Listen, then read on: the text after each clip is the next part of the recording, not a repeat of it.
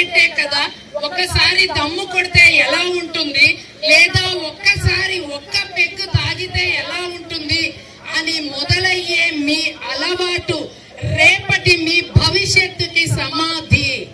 ఇది mark my words. ఎందుకు చెప్తున్నానంటే, మనం ఎప్పుడు కూడా మంచినే ప్రేమిస్తాం, బాగుంటేనే ఇష్టపడతాం. మనం బాగుంటేనే మన భవిష్యత్తు బాగుంటుంది, మన కుటుంబం బాగుంటుంది. ఆరోగ్యంగా ఉంటేనే అందంగా ఎదుగుతాం. ఇక్కడ వరకు క్లియర్ కదా మనందరికి.